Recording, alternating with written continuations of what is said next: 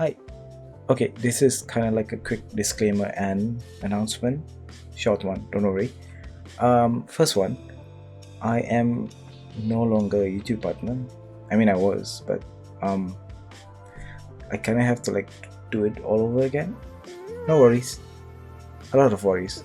Moving on. Second one, um, the things that I will be talking in this video regarding on trauma might be triggering to some. So trigger warning and sorry about that. And third thing is the trauma that I will be mentioning in this video is just one type of trauma, I suppose, and I don't want to compare or to disregard other traumas as well. It's just this is something that I personally experienced, and I've seen a lot of people go through it as well. And I hope that in turn of me doing this video and telling my experience about it and how I overcome it, it might help other people as well. So again, I don't want to disregard, I just want to mention that. And lastly, number 4, there are a lot of messed up things currently happening in the world right now. I just want everyone to be safe and to be kind to each other and also do the right thing. Okay, that's all from me to the video.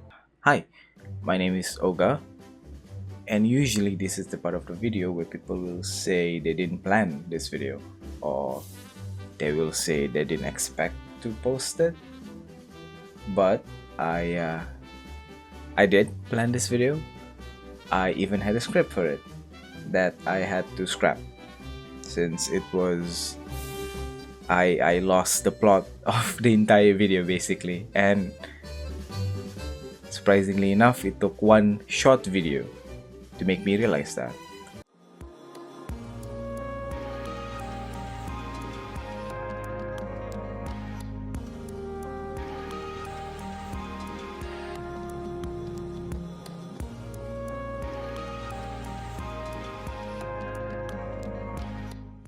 And so I went and made a new script, something more simple. Also, I was using ship as an analogy for like the first script, and yeah, not good. My possum brain was not doing the connections, so it makes sense for me to redo the whole thing. So from my channel, I usually post stuff like this. Exactly, look at that. Get out of my way. He's right there. From that distance? But for this case, I wanted to try something different. It's probably like a first time doing this, so sorry again. It might be a bit scuff. Regardless of that, I just want to talk about my recent experience with trauma.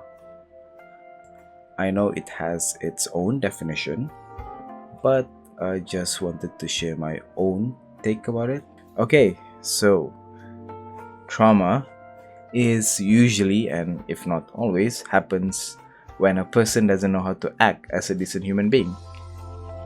And probably 5% of that is caused by natural disasters and animals.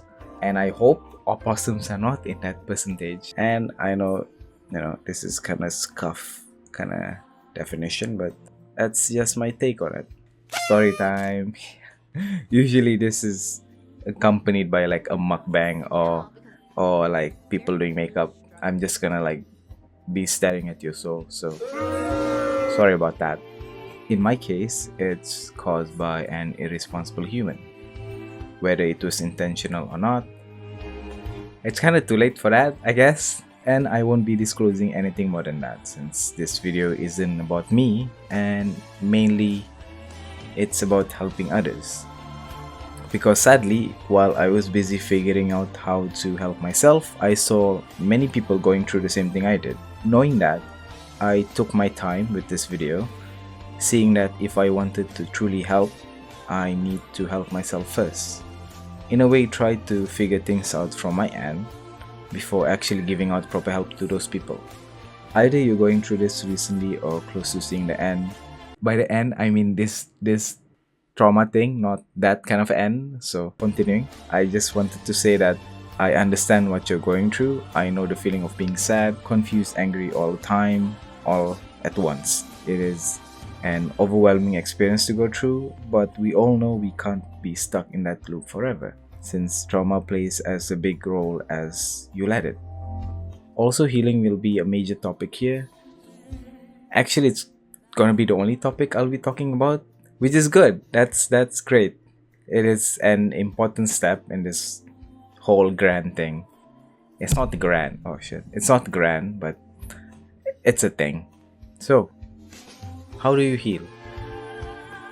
Well, guess you have to stay and watch the rest of the video. Or just go to the end of the video. I'll probably summarize the whole thing there. But just let the video play, so I get the money and the watch time. Thank you.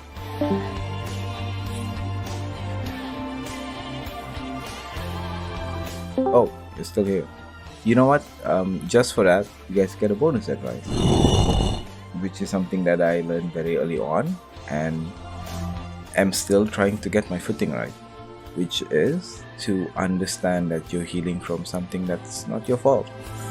And that should be the first thing you should follow, should apply before anything else that I'm about to mention in this video. Okay, so on to the next part.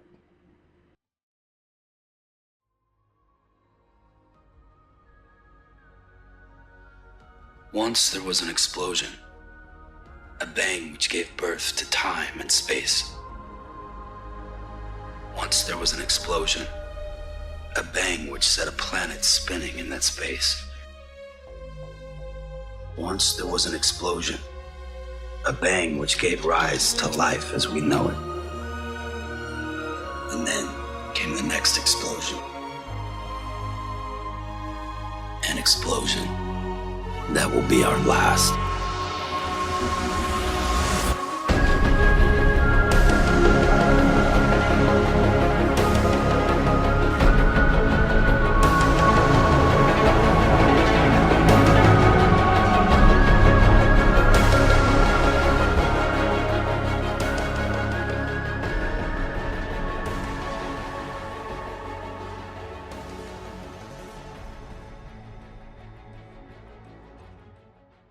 This game is it's really hard to pinpoint what it is, other than it's just a great game. So in that Stranding, you essentially play as the delivery guy, and I never expected for it to be fun.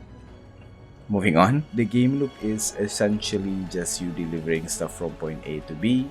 I mean, some missions or quests might change up the game loop a bit by just making you, okay, go take this stuff, put it here, and then just moving on. But essentially, you just deliver stuff, I think.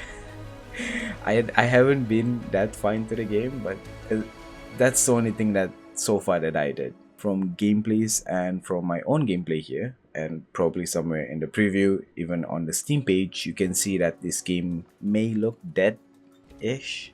I mean, it does take place in a post-apocalyptic version of America. Oh yeah, this whole thing, America. It's America, by the way. I don't know which part of it. I didn't. I want to say I didn't bother, but I didn't bother. Moving on. So in this game, you're Norman Reedus. I'm not gonna say like, hey, you're Sam Potter. You play as the guy Sam Potter, but come on, it's Norman Reedus, man. So your job here is to connect America one delivery at a time. The world as we know it has been taken over by beach things, which are these things, and it's caused by an event named Death Stranding. And trust me, you do not want to touch them, or this happens.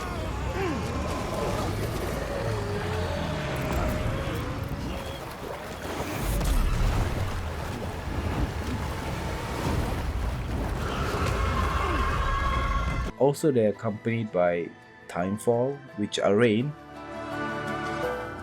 but spicy. You want to avoid those two because they can erode your cargo and your vehicle and you. But don't worry about that. Apparently there is timefall snow as well.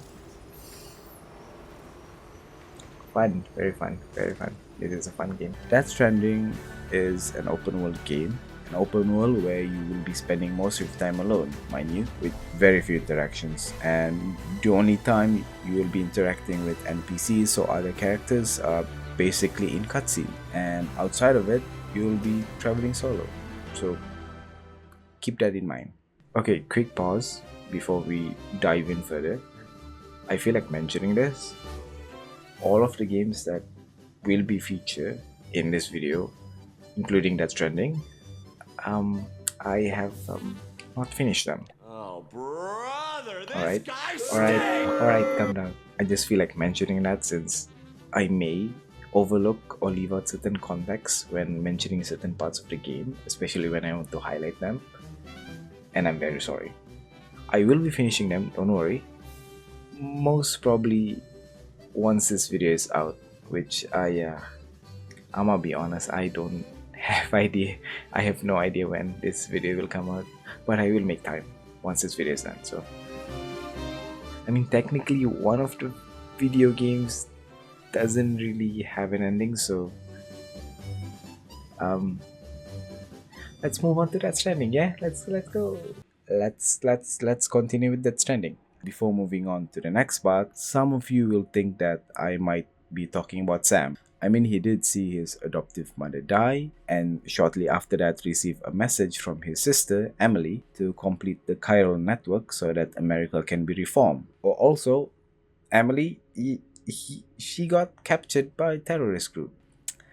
With the only way of rescuing her is to travel to and from various settlements and cities to connect each of them together. Don't ask me why. I don't know.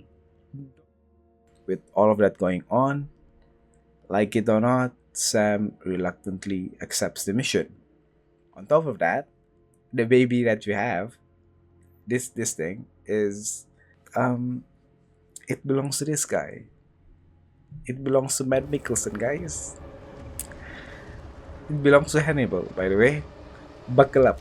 That's buckle up.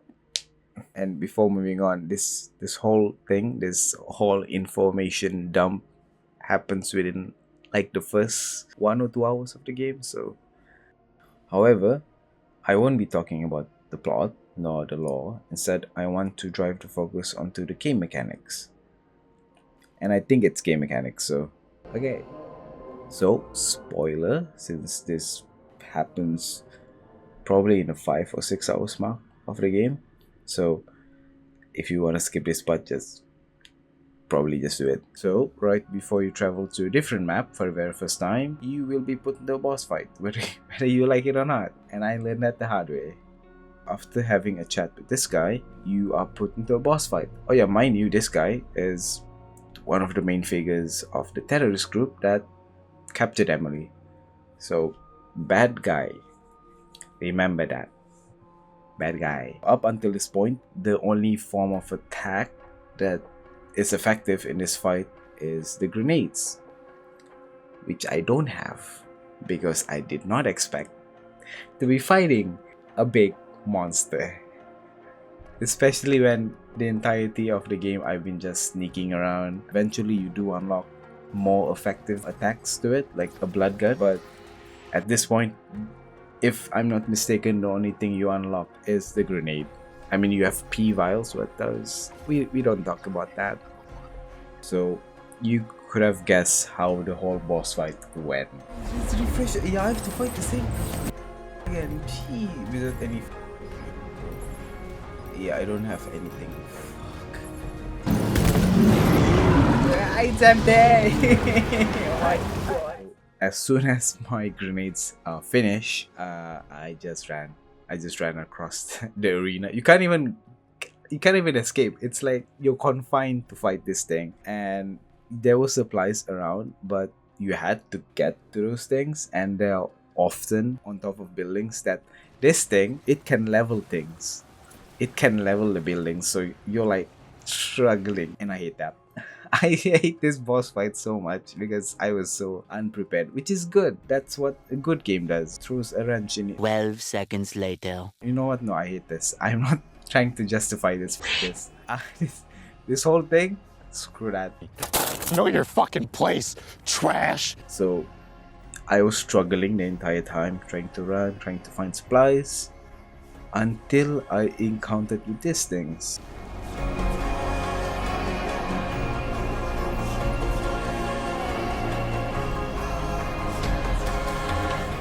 At that moment, I didn't think about it. I just took the supplies that was given and just chucked the whole shit. I did not care. And eventually I did win, which is great. And it took a couple of those friendly blobs, but I got it done. And that was my first reason why I chose this game. And I'll talk about that later on. For now, let's go on to the second one. Well, how do I put it? The whole idea of a connected but not so connected world that you're put into, although you're isolated from other players, it doesn't mean they're not there, such as vehicles, structures, packages, materials, all strewn about, leaving you with the choices of either using them, taking them, delivering them yourself, or just leaving them behind for other players to find. Even signs that can either warn you from upcoming dangers or just something to hype you up. All of these things scattered throughout the game. Even the roads are shared, and by chance no roads are built in your session, you would always find the auto paver, which are these things just used to make the roads, by the way, already half filled with materials. I mean, other than that, I also found my first blood gun and my first exoskeleton from these things. These are kind of like shared storage, and like I mentioned before, like all of the stuff like materials and packages, you can also find them here. There's something good and something wholesome about this whole thing. And those are the two mechanics that I wanted to mention. And I might be looking into this too much, so bear with me here. Madam President. So, like I mentioned, the two mechanics or the two reasons for this game had made me see things differently. It has given me a different perspective of my trauma or of my circumstances. It didn't take away the trauma, I can tell you that. But it did make me realize that just like in the game, help can come in many forms and most often you don't expect it. Take the boss fight. Asking for help was always an option. Yes, I could run around scavenging buildings and struggle my way through the fight, or I could ask for help, or basically in this case, receive help. I know I need to face that thing alone, but the white blobs are not there to fight, mind you. They are just giving you the means to fight back. Ultimately, it's still your decision on how to tackle the battle. Similar to the idea of a shared world, I think you will see the idea of it more as you progress further into the story, as well as you will be put into more dire situations, only to find structures and even signs either to warn or provide a way to circumvent the threat. Some even provide you with a better angle to catch the enemies by surprise, or just to escape the entire thing altogether. In one of my playthroughs, someone left a truck just outside a settlement that, funnily enough, had a quest or a mission that required you to deliver like 20 items, I believe, to like a nearby settlement, which I completed easily because of that truck. So thank you, random stranger that left the truck. And it shows that there's still people that's looking out for each other, whether it's intentional or not. And that gives me hope, knowing that I can be at ease in this, I'm gonna call it a journey, but it's cringy, but I don't have any other words about it. But I can go about in this journey and in this healing process, knowing that help exists, and the only thing I need to do, or in this case you need to do, is to find it. There are help in proper places and you just have to, again, find it. I know it's weird to hear that I realize the support that I have thanks to some white blobs in game, but it did, and it made me reach out to the supports. And now I can say that I'm doing okay. Not great, but not bad, just okay. And for those who are watching, know that there's still people who still care about you. And if you're struggling or if you need someone to talk to, I am okay with being that person. My DMs will be open if you guys wanted to talk, if you want to share something, if you just want to send a meme like that, go ahead. Also, I think I already linked my Instagram in my main page, but just in case, I'll put that in my descriptions. Also, in the comments, just go nuts. Don't, okay, oh, okay, I don't go too nuts. Just, you know, if you want to talk in the comments, just, you know, just share stuff, okay? Holy shit. All right, so to end this on a neatly wrapped bow, I just wanted to share some final thought about this game. Something I realized about that Stranding is that this game intentionally reinforced the sense of individual struggle and self-reliance, yet in its own beautiful way takes all of the aspect to remind the players what it means to be connected. ヘッドショットされると Kinda 辛い kinda how そういう Kojima intends the game to 方 be. 多いと思うんですけど、そういう人があのゲームをやってですごい孤独感を感じます。たった一人で道なき道を行って世界をつないでいくんですけど、ほとんど誰も助けてくれません。でそんな中で、おぼろげながら見えてくるのが足跡とか、痕跡ですよね。自分はサムとなって世界を救ってるんですけど、同じような人が世界中に当然このゲームを買って遊んでる人がいるっていうのが分かってきて、でそこで感じるのは、一人だけども一人じゃないというか。Okay, so moving on to the next depressing game. Is it depressing? I don't know.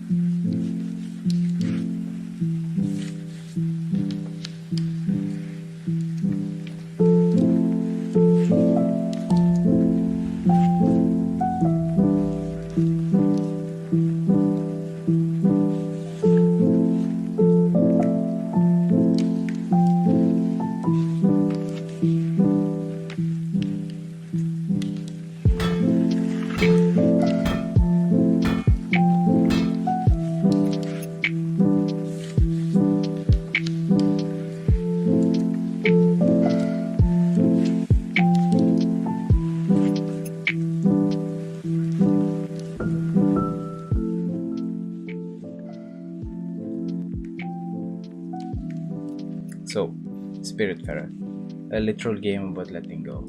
So, in this game, you play as Stella and her lovely cat Daffodil.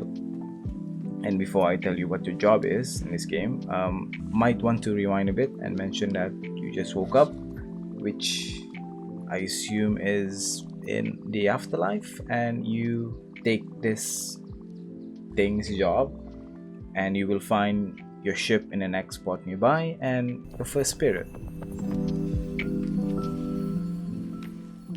Your job is to find and care for lost spirits, preparing them so they can finally move on by helping them resolve traumas, maybe unanswered questions, maybe help them relive some part of them that they've forgotten. And you also have to, actually take care of them, give them food, give them a house of their own, and hugs. A lot of hugs. And that's actually that's the best part. There is like only one animation for hugs, but it's so wholesome.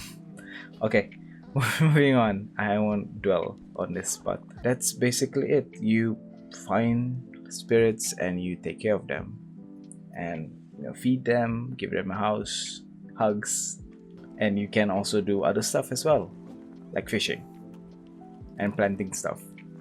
I won't go over all the stuff that you can actually do, but you can hug stuff. So, hey, you can hug a snake. That's good. Okay, I won't dwell into this. Sorry.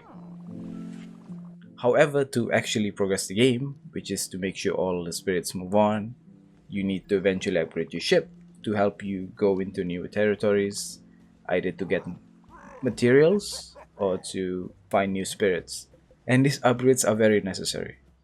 Some upgrades, which are, upgrades that help you go into new places, you need You need these things. You need a couple of these things actually, and to get this, you need to make sure the spirits move on. Again, that may sound easy and simple, but it is. It is. It is not. I assure you, it is. Some of it is actually quite hard to obtain, not because of the task that was given, but just your will to let it go. You can spend essentially forever playing without letting any spirits go, but you won't progress the game. You won't be able to find new spirits, you won't be able to go to new places, you won't resolve any issues or trauma that the spirits on board that needs to be resolved. And I know that sounds good because you don't have to let them go, but you're stuck. Everyone is stuck. Unless you let go and accept that you're responsible for helping these spirits on board to move on, and that includes yourself. In the real world, I mean. Also in the game, I think I have a sinking feeling that you will have to go through what other spirits go through as well. But I won't. I think that's spoiler too. So souls that move on will in a way stay with you.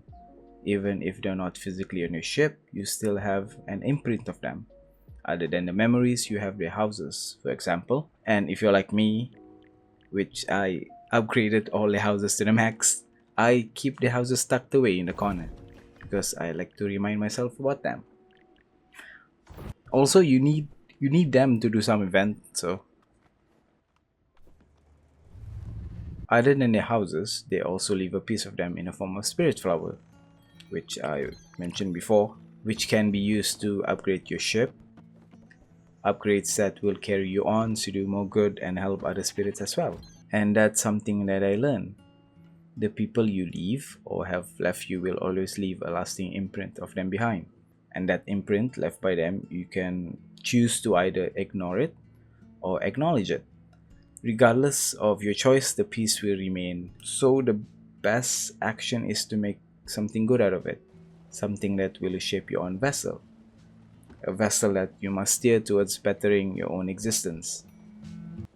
Also, if you actually paid attention, that was a ship joke. Vessels and you know what? Forget it. It's not easy. We already established that. So now, do you want to let the bad thing stay as an anchor? Again, a ship joke. I'm not gonna, or make something good out of it, like an icebreaker or rock breaker.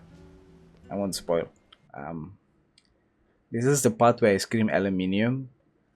That was from my previous script, so I'm not gonna do that. Probably my neighbors are very concerned of me because I was screaming aluminium. Not a good. I'm probably gonna show it or not. I don't know. I don't know what I'm gonna do in the post production, post edit. I just wanna like prove you that I actually have that script of me. Like I have to like scream that. I have a recording too, but I'm just gonna show you the script for a while, like real quick. Hold on. It's right there. It's right here. Oh my god. Yeah, I'll be showing the recording soon. Why an icebreaker? Cause your boy needs them aluminium, baby. Free. Within the gameplay, you engage with the souls on board, share the emotional journey of life, death, and letting go. Something both Stella and you, as the player, will share, as well, prompting you to reflect your own experience and relationship, which I did. What I've learned from this is sometimes you need to realize the damage a trauma has done before you can turn it into something positive. Again, it sounds cringy. All of this is absolute cringe. But it's gonna take time. But that's the whole part of starting this journey. Every journey begins with a single step. This is step 1. That quote? Reznov, Black Ops 1, okay? Best, hands down, the best Call of Duty. I mean, one of it, it's like top 5. Easy top 5. Great game. Reznov is, I think, he's a good guy. He's a good guy. He's a good guy, right?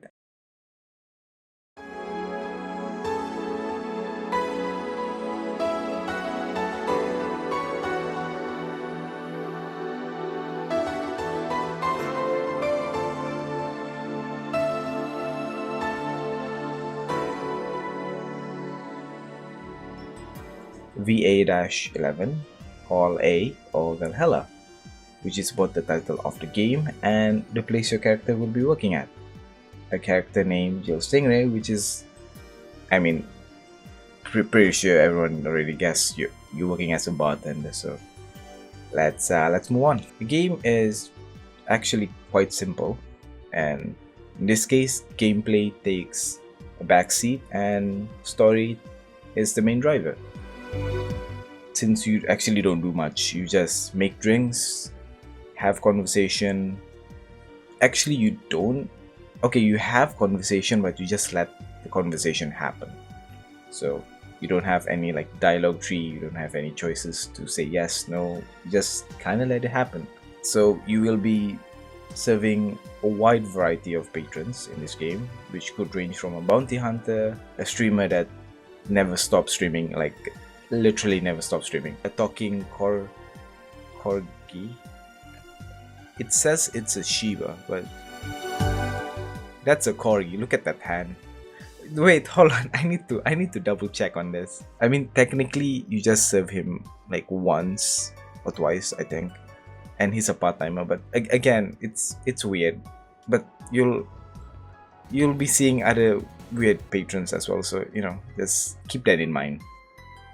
Once work is done, you go home to Jill's apartment to be specific, and from there you are able to save the game, read articles, buy wallpaper, and also buy stuff.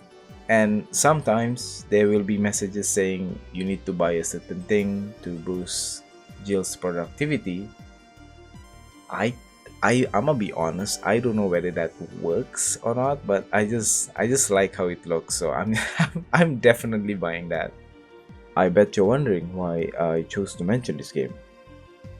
Well, there's actually 2 reasons, and it's a simple one. The first one is that I deeply relate with Jill's journey of how she became a bartender, because it didn't happen out of like some grand purpose or a calling or something that unlock her hidden skills or something like that. It happened because it was, again, I might have to go into spoiler-ish. It happens in a conversation with her past lover, and it was just something they were just jokingly about, but somehow Jill just went with it after leaving everything, just dropping everything and then just becoming a bartender. It was kind of like a spur of the moment decision, like a leap of faith, something like that. Yet somehow she managed to turn it into something great. Kinda. I mean, for herself and the people around her, despite what made her take the leap of faith was her own past trauma. And that's exactly where I find myself now. I'm currently trying on something new for myself, and again, it's not because of any hidden talents or what I studied. Actually, for that part, it's actually quite the opposite of what I studied, so very scary why I do this. To be more straightforward, I have my own business, and it's legal. It's legal. I feel like saying that will have like a opposite effect to it, so I'm just gonna stop talking about the legality of my business. Moving on. I'll admit this thing is very intimidating. Also, before I go any further, this is I don't do drop shipping. This is not those drop shipping BS. No malice for those who do that, but nah, I'm good. So far it has been actually good. actually alright, and it is scary to know that it's doing alright. But regardless of whether it's gonna pan out or not, it doesn't actually matter because at the end of the day, I still have a good story to tell. The second reason is how picking the game now, I could relate to Jill's way of confronting and dealing with her past. Since in the course of the game, Jill will reconnect with old friends, meet new people, and as well help mend and create relationship. Now I particularly haven't done most of that, but I did reconnect with my old friends from my childhood and as well pick back up interests that I've forgotten and try new things as well, albeit with minimal progress, but at least I'm enjoying it. And I think that's something that, if you're going through what I'm going through right now, I think it's best to fill up that empty space with something meaningful. And I'ma be honest, pick something that's affordable. Don't be like me, please. A bit of background here, I actually dive into Gunpla casually before, and if anyone here doesn't know what Gunpla is, I'll just briefly show you what it is. It's basically this. All of this, basically. So, these things are mad expensive. I'ma be honest with that. I spent so much. The tools,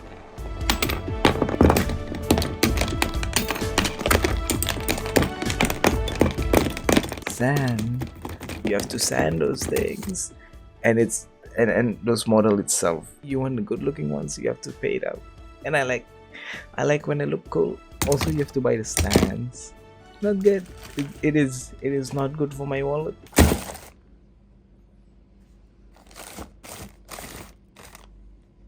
I like it, but I hate it. And as for like the next thing that I picked up is learning Spanish from Duolingo, and I can safely say, and I hope I didn't butcher this, me gusta el sandwich con carne y queso. I think that's how you pronounce it. And also, I want to get into pottery next, but I have to find space for that and money. Regardless of that, it's actually refreshing to be into something that doesn't hurt myself or anyone around me except my wallet. That's why I'm asking everyone here to have a different interest. Prefer a cheaper one, I guess, or that has something that you can make something useful, like a pot or a chair or a book or food. Don't be like me. Or do I don't I'm not your dad. And that's what I've gotten out of Valhalla. One of it, I guess, is to find something that you're keen in or interests. It could be a hobby, it could be an exercise that you like, it could be, I don't know, it could be a person. Make sure that it's safe for you and it's something you can go and recuperate your energy and have a breather. Something or someone or some place that you feel safe in. Regardless, that's what I want to talk about, is to be okay finding things that is uncomfortable for you at first. Like, again, for me, gunpla was something I never thought I would be into, as well as learning Spanish. But I've dived myself into it and I enjoy it. So I hope all of you can find that as well. Valhalla has a lot of things that I wish the dev opens up. Like, you can read articles like mentioned before and blogs giving you a glimpse into the opinions of the people there in Glitch City, I mean, and how sometimes you need to guess the right drinks for your patrons to unlock unique conversation, and probably, and don't quote me on this, you will have like a different kind of ending. I don't know about that. Hopefully. It's not major, but it nudges just enough for you to keep trying to get the orders right. And how every time you take a break, it plays a very soothing music, akin to finding refuge in a safe room amidst the chaos of the city.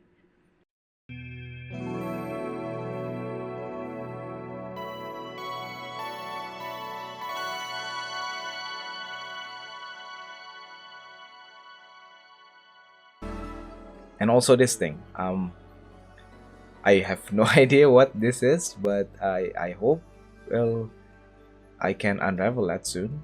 And I wish you could explore the game further or more in this case. You know, just like I wish you could also explore the bar, like look around, go into different rooms, inspect stuff. I'm not saying this game is bad. It's good to the point that I want more of it. But I'm, you know, going too far with this since, like I said, this is not a game review or an essay. This is just me talking about games that have helped me deal with whatever this thing that I'm going through right now. I just feel like mentioning all of that.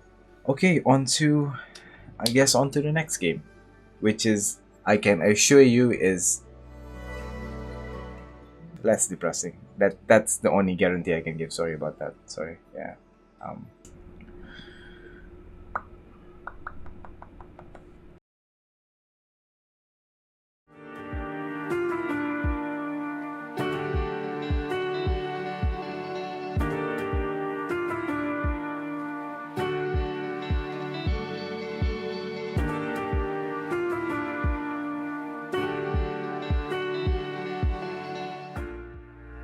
Up to this point, I never realized by the order of the games that I'm talking about has slowly scaled down in terms of game mechanics, leaving this one that I'm about to talk about as the simplest and most approachable choice if anyone here decides to pick it up. Which you should. I mean, all games mentioned here so far are great games, and if you get the chance to pick it up and play it, then I hope you'll enjoy it more than I did. Okay, so Kind Words, what is it? Well, calling it a game is kinda downplaying it, but not really. Okay, so let me explain. So the main mechanics of this game involve sending and receiving messages, or in this case, requests. I feel like I'm downplaying it again, but that's it. That's the main thing about it. Okay, so in the messages or requests, you can express what you're currently struggling at, or on what's the best course of action in a certain situation, or just ask for recommendations on what to watch next or listen to. It doesn't have to be something dire. It could be something lighthearted. You can ask simple stuff like what to eat next, or again, what shows to watch, or what games to play. And again, mind that all of this is anonymous, so if you're replying to it, or if you're giving messages or giving requests, please use like normal language. Don't insult anyone here. Be kind, please. It's literally in the title. Also, if you're answering messages or requests, you can leave a sticker at the end of the letter, and the recipient can return the favor as well by giving you another sticker. It's optional. I don't know about the recipient part, but if you're writing or you're replying, it's not required, but just do it, man. It's like easy. And the stickers are basically decorations that you can put up in your in-game room. It's a good incentive. I mean, other than listening to like chill music, you get to decorate your room. So why this game? Well, somehow seeing people here go through the same thing I did, or closely to what I was going through at the time, it feels wrong not to help. I know my methods won't work for everyone, since everyone has different experience, life path, and even how the ways they were inflicted with the trauma and how they dealt with it so far. So I try to give guidelines instead of just mentioning everything I do from A to Z, because again, it won't work for everyone. So I try to be as general but at the same time straight to the point. I mean, that's how I would put it. Thankful for Kind Words, it has a sentence cap, basically limits how many words you can type into, which is great because it would make sure that I would get straight to the point instead of rambling like I'm doing now. Sorry about that. So I try to give as much help in any form I can. And in the case of Kind Words, giving advice, motivational pep talk, and even a stern warning to steer people away from getting what I gotten it's a good start. Although I don't spend as much time on this game as I used to, I still occasionally come back to it and answer as many requests or questions that I can. But again, I still try to answer the ones that I'm sure I can give some insight, or if they ask for a recommendation on a series to watch. It's Lucifer. I know. A series about a fallen angel, or like the kings of like devils and demons, may sound bad, but it is surprisingly wholesome. It has 5 seasons. It has a great cast. I sometimes put it on while I'm doing my gunpla. Regardless, it's great. So as a closing remark for kind words, my hope is that I have impacted even a tiny bit to those that I have responded to. And if not, then I'll just keep trying until I eventually do it. What I've gotten out of kind words, out of like helping other people, giving advice, giving stern warnings and pep talks, it has helped me realize that even though I went through this painful thing and something that I don't want to go through again, it makes it all kind of worth it, since now I can help people more. Even though I don't advise anyone to go through this, you don't need to go through what I got through, trust me. But it makes it a bit more easier to go through, since again I can help other people other than myself. Okay, wow, it's done. It's all done. All games have been mentioned, and I will be going into the closing bit of this video, but for now I'm just glad this part is over. Never expected to be this far, but hey, a lot of things has happened. Okay, so see you all in the closing bit. Okay, so final part of the video where we conclude everything in this video. I mean, actually, before we continue, or I continue, I wanted to say thank you for watching this video. And whether you skip to this part or you watch the entire thing, or you skip certain parts, I guess, again, thank you for watching this video, and I'm sorry that this took way longer than it should. This was actually something that should be released like last year. Okay, I don't want to waste any time, so let's get to the concluding part. Yeah, so starting from that Stranding, where we learn that help exists, and this part may suck for a lot of you, but help must be sought. If you're lucky, you don't have to turn many corners to find it, but sometimes you have to put in some work. It'll be worth it, trust me. In Spiritfairer, a literal game about letting go, is where I needed to understand trauma before I can find the answer to it. Again, very sucky and painful. But you know the saying about digging deep inside to find the answers? Like look inside to find the answers. Yeah, it applies here. I know it sounds cliche, but it helps. And the sooner you do it, the sooner you can find how to overcome it. While Valhalla taught that safe space can be a person, a place, or an interest.